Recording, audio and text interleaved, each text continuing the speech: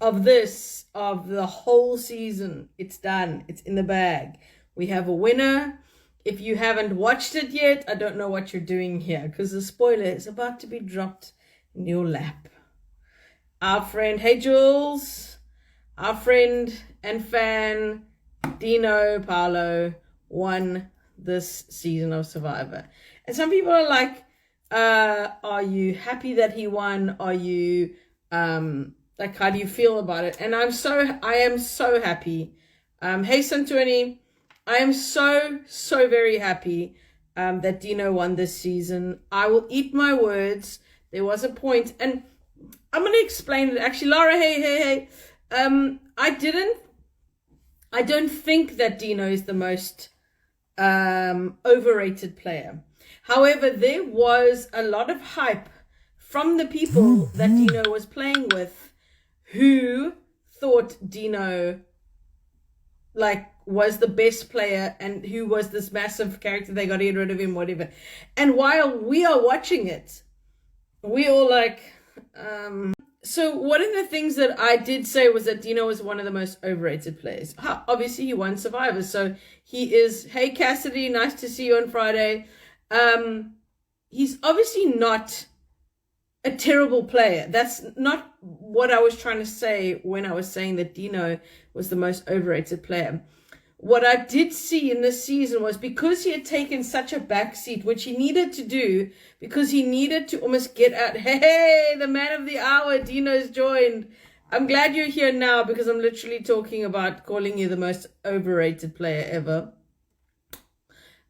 Give me the cake and I will smash it in my face. I will eat my hat. No, but what I did mean, and I told this to your face, Dino, I said that everybody in the season that you were playing with had this massive target on your back, and they were like, Dino is the one who's making all these moves. And so the perception that they had of you being the driving force in all of these massive moves that happened before, I would say probably final 5, final 6 is where Dino eventually got to claim some incredible moves, to make some cool history, and to really start playing the game. Because until then, yes, he was in the votes, but they kind of were unraveling for him. And he even said in a few confessionals, he was like, do I want Steffi gone? Sure. Is it my move? Maybe not. Am I going to get upset about it? Absolutely not. So that was where my basis came from, with this idea that Dante could not stop focusing on getting Dino out the game. He wasn't able to do it. And Dino at that point was, for me, and what the players in the game were seeing, was a bit overrated, because he hadn't yet started playing. That doesn't mean to think that I never thought that Dino could play the game. I knew that he had this potential to be an incredible firecracker of a player. However, what was required of him was a more subtle game, was a more nuanced attack, and a more go with the flow, embrace that puppy dog that he's so very well put on, because they were almost like, it's cool, we'll do it later, we'll get rid of him later, he's not going to win challenges, all this sort of stuff. And at the end, he was able to pull out the moves at the right time. And it's so interesting, because I think when I meet a fan of the game and they say to me, yo, you should have won, I was like, yeah, but I didn't, so, whatever. And they say, yeah, you shouldn't have mentioned luck in the final tribal council. However, the moment you put your foot into this game, you set foot on an island and play Survivor, you will understand what it is that I was trying badly to get across. That your game is, there's so many points at which you can fall on the side of fate, and good side and bad side. And I think that once you play the game and you are at mercy of the survivor gods, of luck, of fate, or whatever you want to call it, you will then begin to understand what it is that I was trying badly to say at my final tribal councils, that you have to have a lot of luck on your side, and you have to be willing to be fluid. And if anything, I think Dino, there's a lot to be said with his relationships that he has outside of this game and his pre-gaming. And Dino is one of the nicest people you'll ever meet. So his relationships outside the game, whether they are tools that he uses, or whether he is genuinely connected on a very genuine level to all the people that he has these relationships with, I don't know. I've only spent a little bit of time with Dino in very Survivor kind of environments. We've never bred together, lives in Joburg, I live in Cape Town, so we don't move within the same circles. So those relationships that he has on the outside, I will say they look pretty genuine. He really cares about these people that he has formed relationships with through this dysfunctional family we call a Survivor family. So those relationships that he has did him very well within this season. And one of the reasons I think that is because at the end, I was really nervous about the final two. I had such flashbacks, and it happens every year, I won't lie to you. When the person wins immunity, hey Meryl, welcome. When somebody wins that final immunity and they have to take somebody to the end, and all we've heard from people in the game is if you take the goat, you're going to lose. If you take the goat, you're going to lose. Well, the biggest goat was voted out, in my opinion, before that. So we didn't really have to worry about Kilani being at the end. However, I think in Kalani's eyes, certainly, and some of the jury, that Shane was in some ways a goat. When you speak to Shane, he had a more nuanced play, right? That's not to say that he didn't play, but Shane's game was a lot more pared back, restraint that he had in this season than when he played for the first time. And he was a very different human when he played 9 years ago. And the human that he is now is a lot more introspective. He has a lot more, and guys, I only met him like a few times, and he is like a bombastic guy. He walks in and he's loud and he's there. And then the next minute he's like this soft dude, like with stories that'll blow your socks off.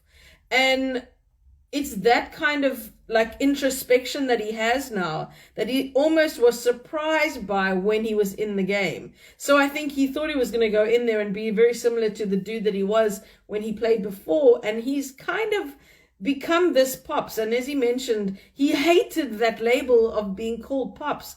But that's who he had become. He is a father, and he's got all of this heaviness within him that he had to battle while he was in Survivor. But before he got the call to go and play, he was really battling that in real life. And I think when I saw this final two and Dino having to make the decision between taking Marion, who ultimately would have been a very difficult person to beat at that final two, or Shane, I think one of the biggest things that happened to Dino to sway him was that final challenge, the loved ones arrived.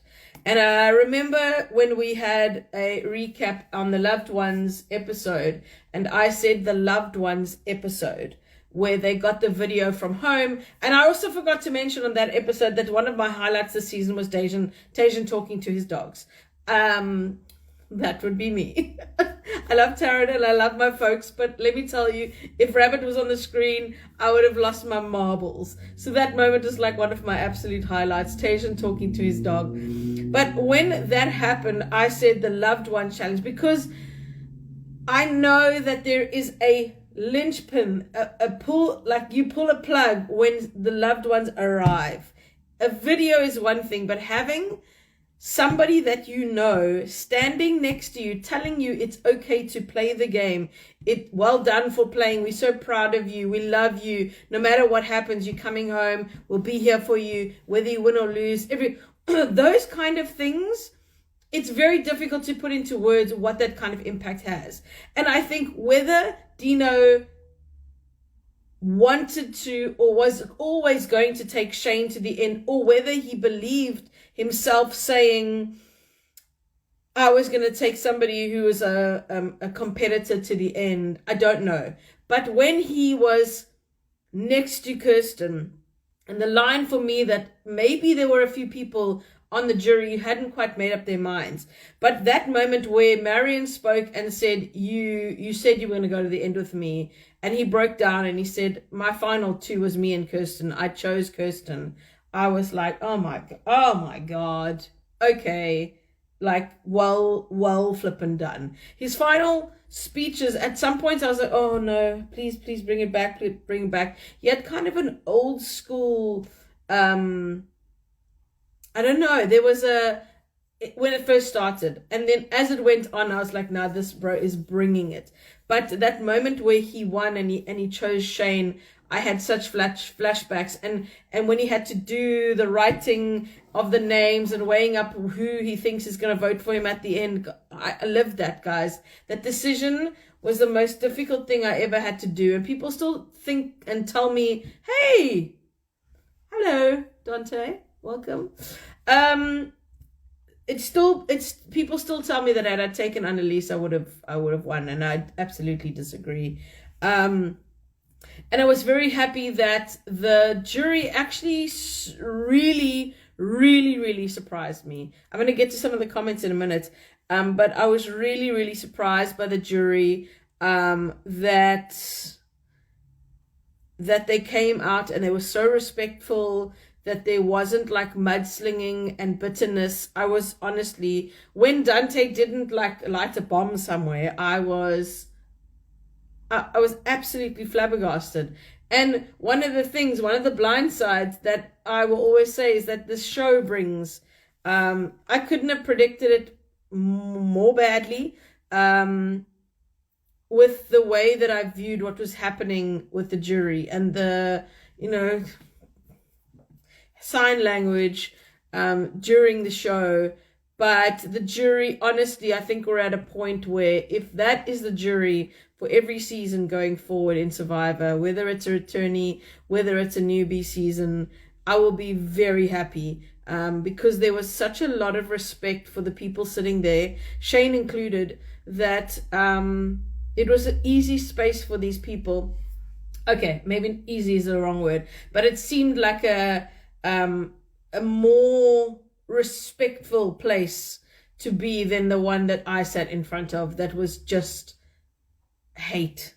And whether that was intended or not, sometimes what you're putting out is not what you intend.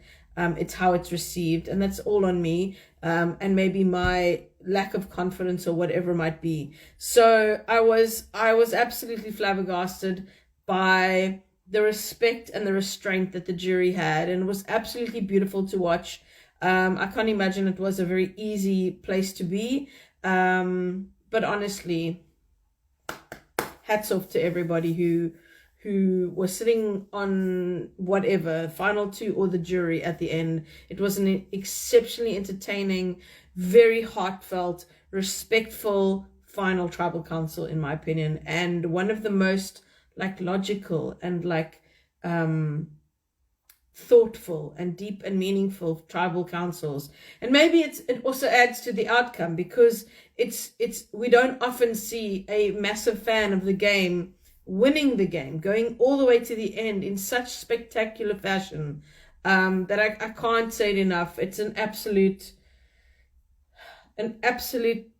brilliant win for Dino, and he can be exceptionally proud. And I think Hilgard actually asked me who would be an all-star from this season.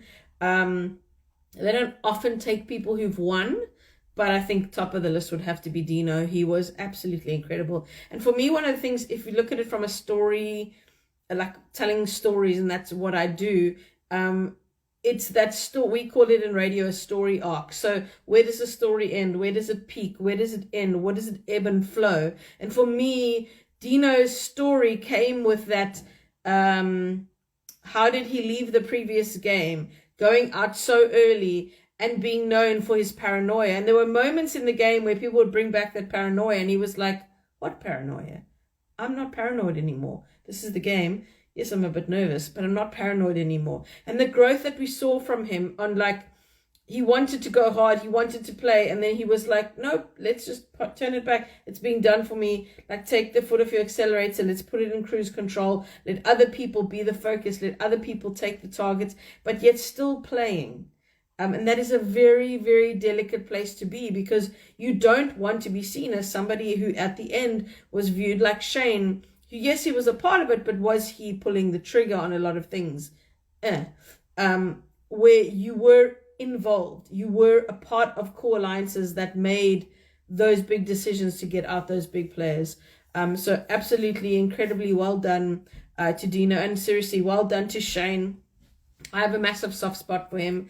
He is one of the most thoughtful and kind individuals. And somebody brought up in the final where the inappropriate jokes, and that's exactly what he is. Like, as a feminist, and like, I'd be like nervous, but yet there's no malice behind it. He's almost making a fool of something or somebody or himself to like ease the tension in the room. And so it isn't, and that's a difficult place to do. It's a difficult thing to do, to be somebody who uses humor a little bit inappropriately, and it doesn't come across as skeezy or like harmful.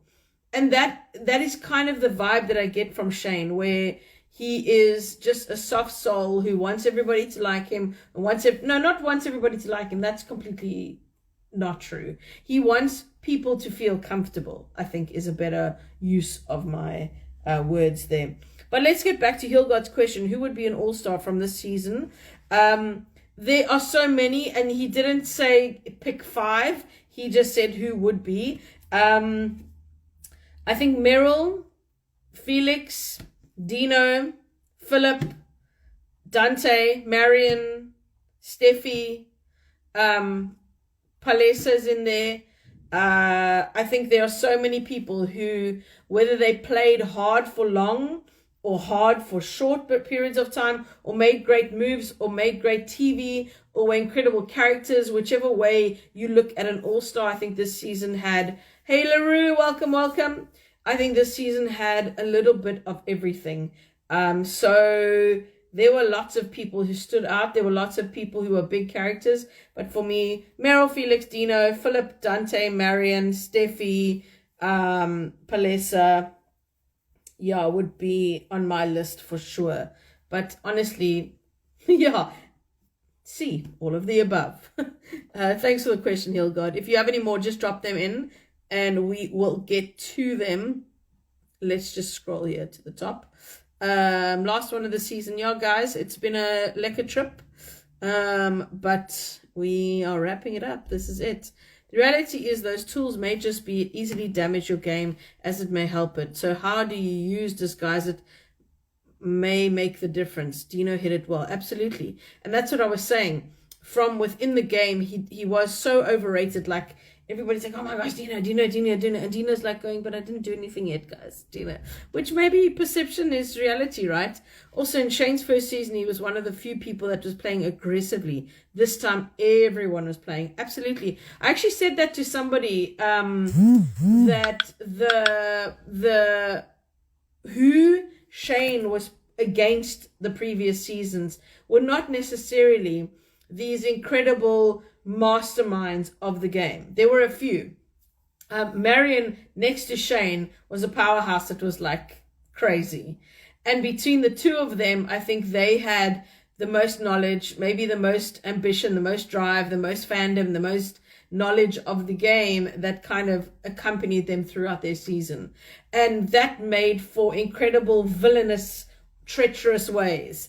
And so maybe he stood out as a big player because of that. And it often happens in the seasons, right? So in our season, there were lots of big students of the game, big players. Season 7 had players who knew the game well and other people. I don't necessarily believe that you have to know the game to play hard. However, it doesn't harm you to, well, sometimes it does.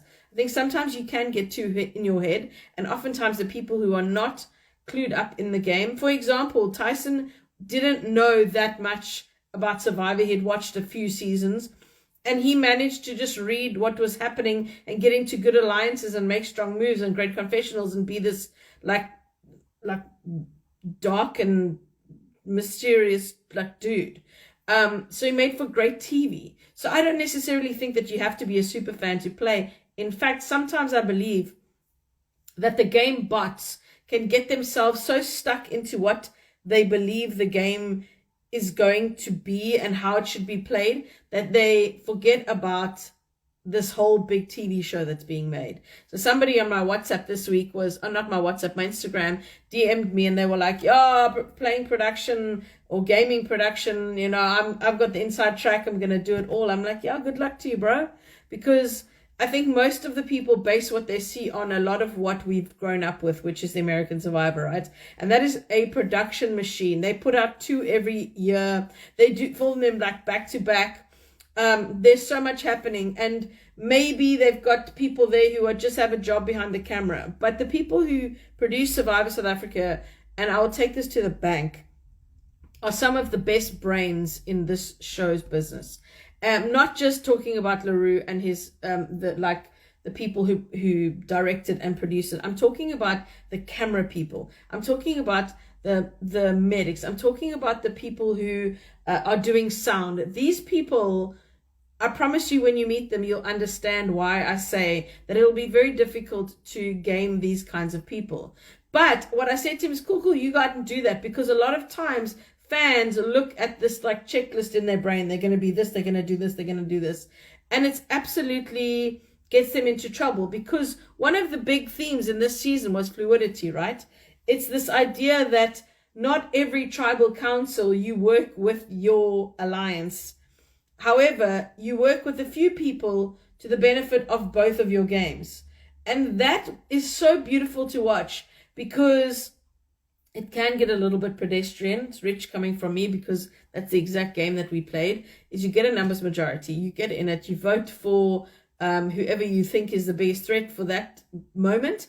And then when it comes down time, you split up and you try and take each other out. That's kind of, it's not like even necessarily agreed upon. It just kind of unfolds that way.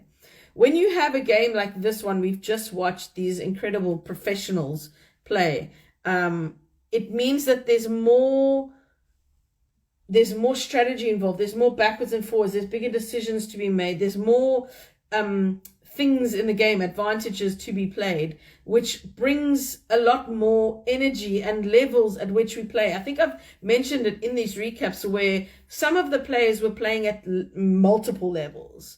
And I won't even lie to you, I'm like maybe a 2-level person, but the way that Dino was playing with 3-level, Marion, like level 4, where they have moves in moves. It's like the inception of Survivor.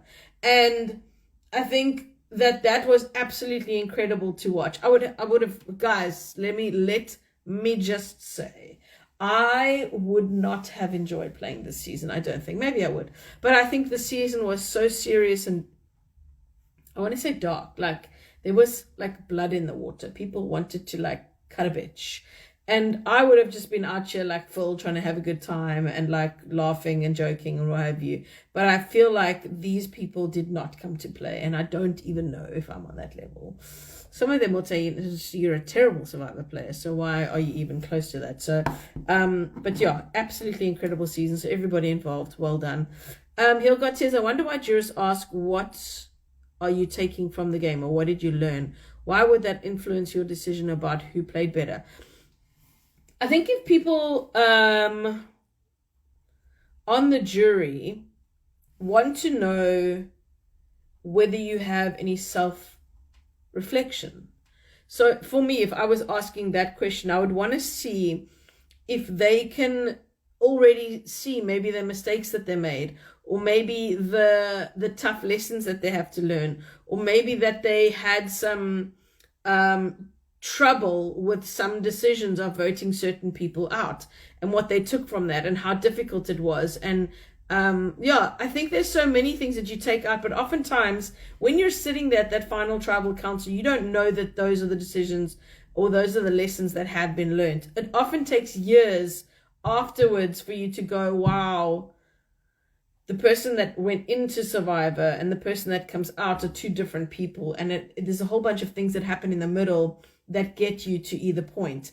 And yeah, it often happens outside of the game once you out, and you reflect on that journey. It's a very complicated retrospective look at yourself in a very unusual situation. It is the most unusual place and scenario that you will ever put yourself into.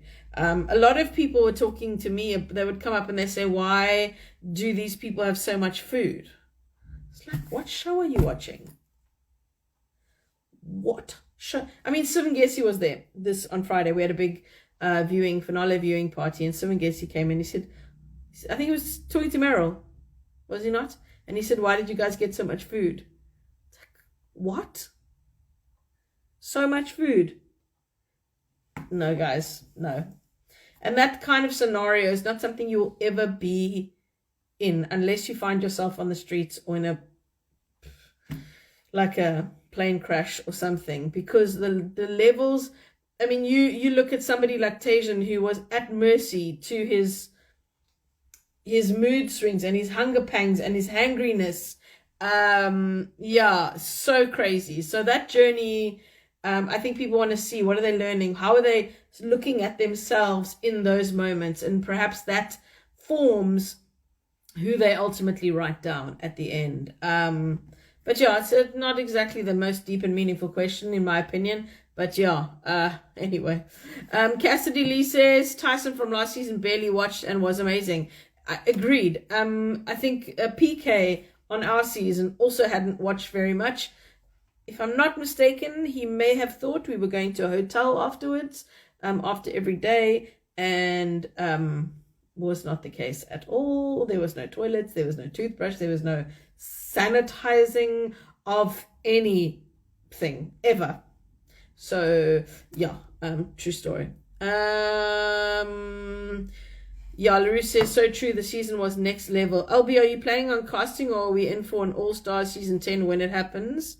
When, not if, lekker. Guys, I mean, I'm obviously, LaRue will know ahead of time what is happening, but I also know that he's kind of at the mercy of Mnet. When Mnet decide to make another season, he will be the first to know. And a lot of the time it comes down to budget, so they've got to find the money. We are not that machine of CBS, and we are not that machine of Survivor America where we can just on a whim decide to do another season now. There's a long, big process involved. And but my question to you guys is, what season would you like to see? I would love to see more new people come into the game. I think we are at a point where we've got incredible characters for an all-stars, but we've just had a returning season.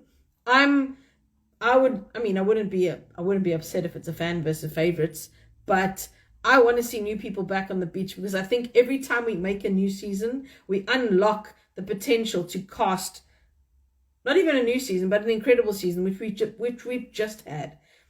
And we unlock this potential to bring in new characters from all walks of life that could be potentially a Dino Paolo. So that for me is exciting. Every season I get so excited to see the cast that we uncover and we bring into this game, because I don't think anybody's doing it as good as Afrikaans, and I'm not sucking up to Afrikaans. So much awesome gameplay. Peeing in pants, great season. That's from Cassidy. I'm told that was a strategic decision, and that is what we got from this season. Somebody being willing to pee on themselves and others to potentially win themselves immunity, which actually worked. Whether he lasted long because he relieved his bladder, who knows what happened, but that was Phil. That was the gift I will take to my grave of Phil in this season of Survivor. I was thinking about this in the car today, that if I ever got to play Survivor, I would so much enjoy playing with Phil. However, I don't know if I'm up to battling Phil for TV time, because Lord knows I'm going to lose that fight. He's too good on camera. So imagine a Chappies and a Phil and a me and like some other firecracker, like confessional givers, like battling for TV. No, I vote him out immediately. Larry says, Morris, we have plans upon plans, and that is what we're going to put to fans and players. It's such a fluid game. Yeah. Dina's answer to Tajan was excellent.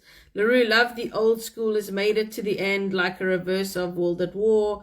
Absolutely. Next season will not be showing any camp life. Okay.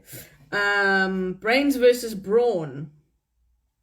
We are not at the mercy of Mnet. I mean that it's a much bigger thing. You know, it's not a decision that's as maybe I'm simplifying it, but not as straightforward as like we have 5 from CBS that gets confirmed and then they just production line them out. There's a lot more that is involved. I'll be finding another platform than Mnet. Dino winning sets good momentum for fans versus fave, but also opens up for newbies to apply. Whatever concept is chosen will be magic. I think it's so funny because sometimes the themes of the season absolutely have no inkling on the show. Like sometimes it's just magic. Whatever you want to label it, however you want to call it, it doesn't matter. It is the people that step foot onto the beach and make a decision to leave everything in the game and to play as hard as they can, as fast as they can. Well, maybe not as fast. Maybe some people are like, they take it, I don't know. Guys, this game is so good at bringing out people's desire to be first. And Meryl did a thing on her Instagram recently where she was talking about this game being so tough because only one person wins. And that is so true. And it's so fascinating because you have 20 people. I mean, any race that you run, any game that you play, you are playing to win. But here, I don't know, it feels so hectic that one person wins, in this case, 2 million rand. And that there are all of these massive game players that win. It's like, if you had to like make a comparison to maybe something like the Tour de France, right? Where these teams of people get together and they ride, but ultimately one person wins the race. But the people behind them also get celebrated and they also kind of win stuff. With this in Survivor, I think if you can change the view of what you're trying to get out of this game, perhaps you also come out as a winner. Marion was certainly a winner this season. She said it many times. She didn't win the money, but she's got this crown on her head of being an absolutely incredible Survivor player where she was on the most levels. If I'm standard grade, whatever higher grade of the higher grade is, that is what Marion was playing. Hi, Steph. Also, Steffi Brink is like massively tall. Just saying. She is Lara Croft. Aren't they recasting that? Alicia Vikander is no longer going to be Lara Croft. I'm going to put your name on the ballot.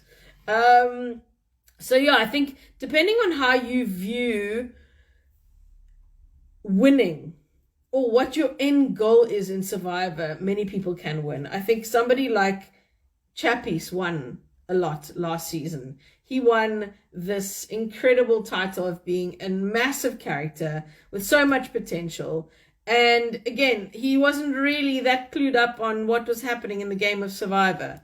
So if you look at it and say, I'm going to go in and play as hard as I can for as deep as I can and become known for being a villain or a hero or like a massive game player, then you have this opportunity for somebody like Luke Turkey to come in and be, I mean, who's bigger a character than Luke in Survivor Australia? Because he's like, nah, I'm here to play. I mean, he would love to win the money, but he's probably won and earned more money than what he would have in Survivor had he been maybe even won. Maybe if he won, he wouldn't have been as remembered. So we don't know what the future holds. And I mean, again, yeah, let's talk about Steffi as a character. But again, let's talk about that story arc where coming in with such redemption, not from us. We were like, yo, we're great. But internally wanting to be better and play harder and play smarter and less emotional. And ultimately, again, being who she is, trusting people. And I don't think that that's a bad thing. And if you're going to beat yourself up, or maybe like have that introspection on like what lessons have you learned, and Steffi goes out there that I shouldn't trust people, that's a loss for me. If you come out the game, somebody asked me recently, do you come out the game not trusting people? And I don't think that's what happens, because again, this game is so unusual that in the real world that you can trust people. South Africa is difficult sometimes, but I generally trust somebody when I give them a bank card. I trust that they're going to give it back, or that I tap and it's going to work out, or that I pay my bills and I'm going to get a service. All these sort of things I trust easily in South Africa, really. And then you go into this game where you know that at the back of your mind you shouldn't be trusting people. Even more so with this game, because of the pre-gaming. These people have relationships and they've said, I got you, babe. It's not going to happen. You're going to be fine. And ultimately knowing that if we both have the same goal of winning Survivor, at some point somebody's going to be cut. So it's a very fluid, and that for me is the name of the game, environment to be in. Steffi, this is what I'm talking about. Steffi makes a comment. It depends on how personal you take the game. When lies get blurred, people can develop trust issues. Indeed, they can, and that's what's sad for me. That would be a loss, right? If you get out the game and you stop trusting human beings in your regular life, then that's a problem. That's a problem that you've taken from the game into the real world. But if you can play and you can, turn on people, and people who can turn on you, and then you walk out the game saying, well played, that was a game, lekker, then that's a win for me. That's something that you can take and put in the pros column and say, I didn't let the game part influence how I feel about people. And I can understand that that's a very difficult thing to do. And it doesn't happen immediately. Maybe you come out and you're already jaded, and that trust process has to build back up again. I mean, there are lots of things that you kind of have to shed when you get out the game. One of the weirdest ones for me was learning how to sleep again. And that sounds, if you know me, girl likes to sleep. Girl's first team sleeper. And I struggled to sleep in the first, well, not that I ever did really sleep. You only really 20-30 minutes at a time getting rest, your brain. But one of the things that I found was that you only just sort of learn how to be comfortable on bamboo. And I will never forget the feeling of the silence in the room at our resort that we went to afterwards, our Ponderosa, at the end. The doors closed on the room, and for the first time, the silence that I had in that room was completely deafening. And to get used to something like that again took me weeks of learning how to sleep again properly. And then being able to quieten your mind. So trust is definitely something that would affect people in many different ways. And that blurred lines in this kind of season is even more blurry, because you're playing with people who who you have relationships with. If you look at somebody like Marion and Shane, that's a relationship that's been 9 years in the making. If you say you're going to play with them and somebody flips and somebody, cuts first, that is the name of the game, but you've had this relationship for longer than a preteen. So that kind of thing is a very difficult thing to deal with. And people on the outside, as fans looking in, I don't think You're just like, oh, get over it. It's a game. And that's what we want. We want people to be able to play the game hard against somebody else, but also when the game gets played hard against you, don't take it personally. And that's a very, very, very blurry place to be. But I think, Stefan, you said in either your jury statement or I think it was on the jury statement, that you can't have you can't be, what's the right word now? Always this word struggles. Two-faced. You can't, you can't say one thing and do exactly the same thing to somebody else and not be okay with that to and fro. But that's an internal battle that happens at every move, because you want to play hard, and when you get played hard, it's a difficult pill to swallow. That is the beauty of this game, because it's so unusual, the situation that you put yourself into, and it's played by human beings with thoughts and feelings and emotions and hopes and dreams. And that is forever going to be the internal battle that if you ever get to play, hypocrite, thank you very much, it will not, that word will not stay in my brain. If you ever get to play this game, just know that it is going to strip you in times of your humanity when you need to be a human being. And that is a weird thing to wrap your brain around. You kind of, and it's so weird because everything is caught on a camera. So when you are being a total bitch to somebody, it's there on the screen for you to be like, oh, that was so inappropriate or whatever. But ultimately, I said it at the start of this recap sessions, right? I said that the people who make this show are there to make a TV show. You are a character. It's unfortunate that it's called a reality show, because it is basically an unscripted drama, in my opinion.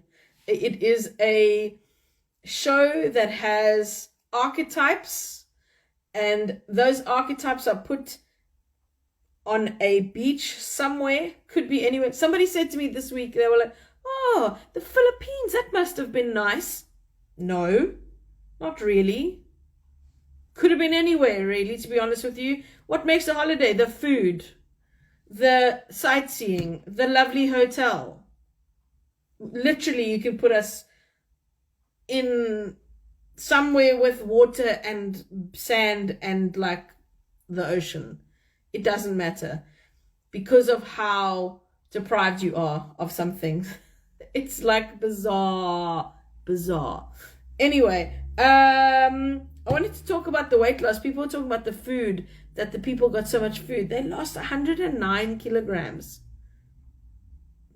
Shane lost almost 20 kgs on one human being. That's like one of my legs, guys.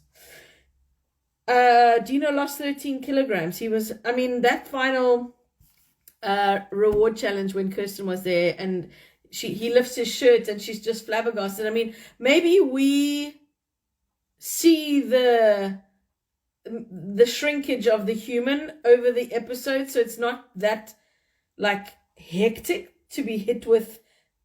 And remember, it's 39 at that point, 37 days that they've been gone, just longer than a month, and half of a person is missing. That is hectic. And then what happens is you get home and you're like, oh, food, let me eat all of it at once. And then you have that battle too. So crazy roller coaster that you are on. And I loved, and hats off to the content producers this season, because the stories that they were able to tell. I mean, I ran into somebody who was a part of the production, and he said that there were fights happening with what gets cut. Imagine the content that they had to leave out for this season with these characters. Imagine the storylines that just were not able to put in because we could only make so many episodes over so much time. The editors of this show, the tension and the drama and the humor that was used with music on this series. I don't know if you noticed, but sometimes when Kalani was in screen, ding, ding, ding, ding, ding, ding, ding, ding, ding. It was such great storytelling from everybody who was involved in this production, I honestly think that we may have, I say we, like I just was part of the production, but anyway, I'll take it. That South Africa may have just created one of the best seasons of Survivor, in my opinion. I thought it was, and I won't lie to you, at first I was like, Outcasts. Outcasts. And then when I thought, these people all have a redemption story. And I thought that that theme of what lesson did you learn your first season?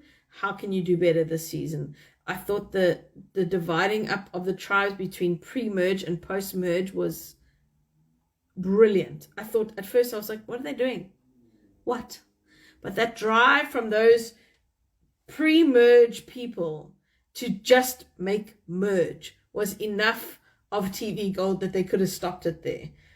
And I know that Seamus, I spoke to him on Instagram as well when he was voted out, and he was saying, I tried to get like everybody's like PTSD about being voted out before merge, like to use it and to like drive them forward, like we have an axe to grind. And that was so smart, to have a mob mentality about delivering on like revenge to get the people who voted them out and get them out. Marianne is here, da, da, da, da. The queen, another queen, to get them all to like buy in to this theory and this drive that we got voted out before the merge, so we deserve to be in the merge. And it actually was working. Really, everybody was like pre-merge, pre-merge, pre-merge, pre-merge. So I thought that theme as well, this post-merge, pre-merge, the people who may have had an opportunity to be these big characters versus some of the characters that we already know, a David versus Goliath, a big, threat versus people who had potential to be good threats. And that's another word for me that it was throughout the season, these players that had such potential and either got cut first or went on to be, the Marians, the Steffies, the Dinos, the Dantes of the game. I mean, you can't make it up. Dante was, again, TV gold, absolute TV gold. You can't make it up. This Aquaman cuts the other Aquaman on day one and says, no, I'm not going up against you, Chome. Cheers, bye. Adios. And then goes on to like learn from his previous season. I knew the game. I had a read on the game. I just didn't have any social influence before. Social capital. What does he do? He goes and he gets some social capital, builds alliances, builds relationships, and then eventually slips right back into his old ways of being like, guys, you're not listening to me. I'm telling the truth. I know the way. I know the future. It's going to happen. Was he wrong? Absolutely not. Did he go about influencing people or pissing people off? The latter. So that kind of storytelling for me was just absolute goals. Somebody like Felix, who in the first season, I met him this weekend again. I don't know if I met him before, but I saw him at this party we had, and he's just delightful. In his season, his first season, he came across as quite a douchebag. And I was like, you, my friend, are not friendly towards women. And I'm not sure that we will ever get on. Met him this week. I was like, you, sir, I will enjoy a braai with you, sir, because you are quite delightful. So I honestly think that the image that we had of a lot of these characters in the first season that they played were not the ultimate story that we got from them in this season. And that for me is absolute goals. We now uncovered, the longer you're in the game, obviously the more screen time you get. So the more we know of your story. Some people share that openly in the season. And some people, it takes a little bit of time to get to know them, to get to know their struggles and to hear more. And then if you voted out early, we never get that full story because you were cast for a reason. Not just by looks, not just by gameplay, but there's something there that if I were casting a show, I'd want to be like, this person has something inside of them that makes them different to the thousands of other people that want to be cast. How do you get there? How do you get them to tell that story? What drives them? And so when these people voted out early in their seasons, we never got that opportunity to see those characters. So this season, I thought was like, stories. Tell me more. Tell me sweet little stories. Okay, yeah, sure. World Class delivering on season 9. Season 10 will have 1 episode when the triumph is on the mat. Dante will announce a winner. Yeah, I did see that meme this year. Felix is the best, says Marion. Yeah, guys, this, I can't. I've spent 6 weeks talking about how great it is. Week 1, I probably said this is going to be amazing. We didn't lie. I think one thing still has to happen. The fan favorite still has to be announced. And I asked Candace, you're very late, babes. I asked LaRue when it's happening. I think it's happening Monday. And he didn't give me much more, but it was very like, so I'm going to say expect the unexpected. Who knows? But there's so many people who, for me, have an opportunity to take this, right? Marion, Steffi, Dante, Meryl, Felix, Philip. I mean, it's, that competition is going to be very interesting. I don't know if we've seen a woman win fan favorite. I don't know if I'm wrong there.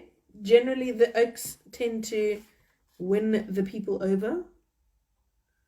I'm pretty sure we've not seen, unless we go right back.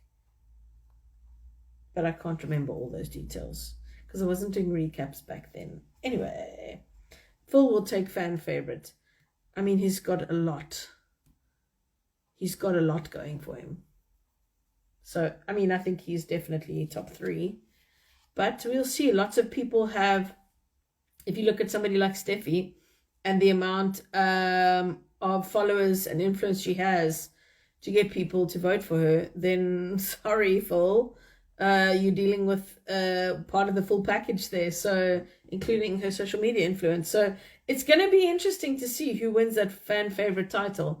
And what their prize is. I'm so excited. Chappie is doing a big punt, but he will drive to Cape Town. But he will drive to Cape Town in his new car. I don't think Chappie has any chance, to be honest with you. I love the guy. I think he is a great character. But he went up against giants. And he went out early, but that's no indication of what type of dude he is. What kind of gameplay he is.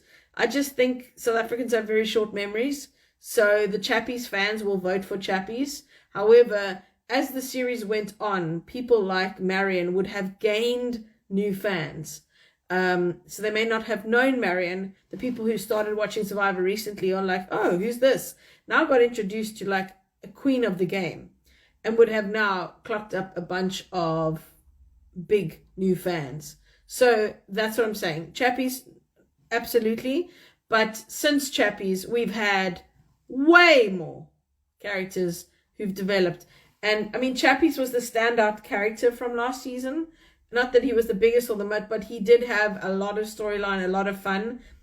But are you telling me that people are going to remember Chappies over Phil this season? I doubt that very much. Phil takes fan favorite. Taryn Bay, hello Bay, love you Bay. Feels like we blinked this season and was over. Actually loved the 4 episodes a week. Yeah, that was a lot, guys. It was so dramatic. It felt like it was every day, but it wasn't. Fridays we had off, Saturday, Sunday, then we were back in. One of the full package needs to win fan favorite. I absolutely agree. Reckon Marion of Phil. Haha, Mahindra face full faces when Dino announced the 80. Guys, that secret was like to keep. Don't discount Dino takes a full sweep. Aye, man. Okay, if Dino takes a full sweep, I'm gonna predict that perhaps he gives the card to Phil. I don't know. I just can't see him being okay winning the other car as well, but maybe winning another 500,000 600,000 rand car will change a person, but I don't know, I hope not, or that'll be hella awkward. And the winner of fan favorite is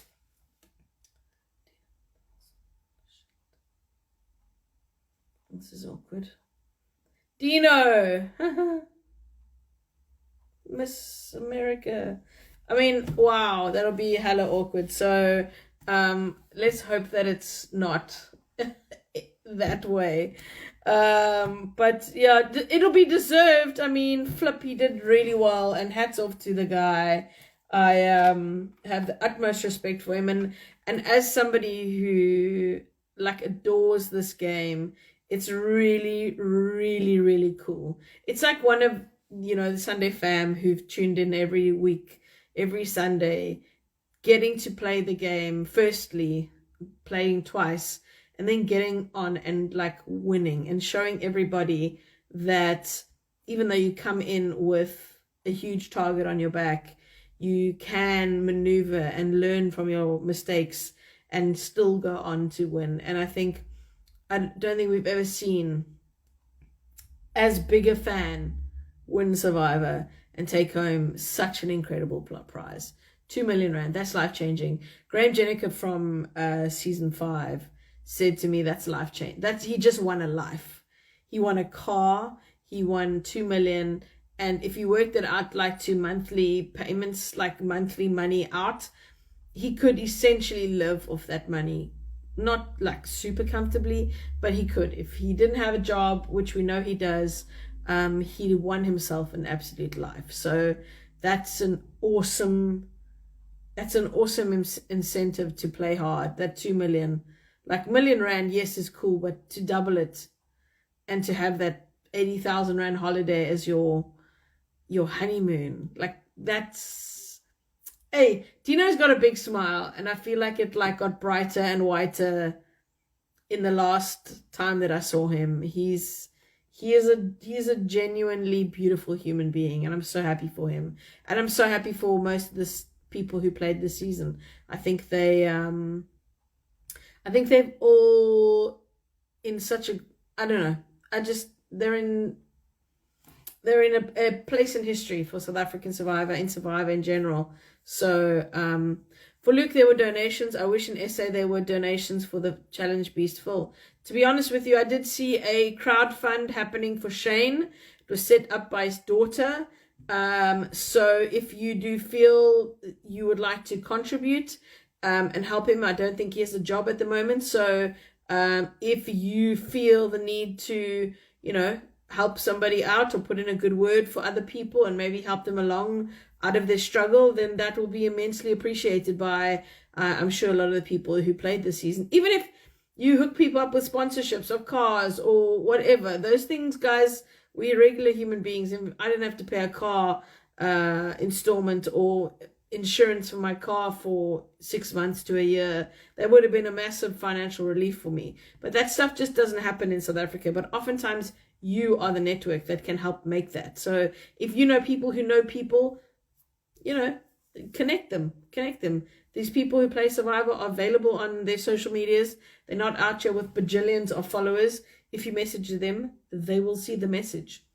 So get in contact, follow, like, subscribe, all that sort of stuff. That helps some of these people to, move on to the next phase of whatever it is that they are planning. Whether it's a business support. Dino has a business. If you're at the waterfront and you want to do one of his escape rooms, go and do it. That's the way that you can support people. If you know they have businesses, support them. Go and literally, a lot of people who watch these videos don't actually subscribe or like my page. So that's a small thing. Just go and follow people. It helps with when you are trying to do other stuff as well. So guys, this community that we're forming here is a very special one. Like Steffi with her Navara jacket. Exactly, Marius hooked me up with a car for a while as well. So yeah, thank you so much for being a part of this every week, for coming on and for not getting on the hate train. We tried to keep it cordial, whether what you picked up was something else that was not intended on my side. I was trying to maybe give context to stuff. Maybe I made you feel shit. I apologize. That was never my intention. I wanted to discuss the episode week by week and maybe give a bit of context to what you are seeing on the screen, to what somebody may be feeling in the moment, to what it's like without food and sleep and loved one and being clean and all that sort of stuff. And perhaps what is happening on other levels. So thank you so much for joining us every Sunday. If you want to see it again, let me know when the next season gets announced. We'll obviously know more, but at this point, I'll keep doing them if people want them around. And yeah, guys, I'm going to say goodbye. Thank you very much for joining us each week. Thanks for consuming it and sharing it. And yeah, the numbers have been really good. So I appreciate all of that love and all of that sharing and stuff like that. So I'm going to call it a night. Thank you very much. Stay safe. We love you. And adios. Thank you, Steffi. Appreciate it. Bye, guys. Keep well. Love you. Bye.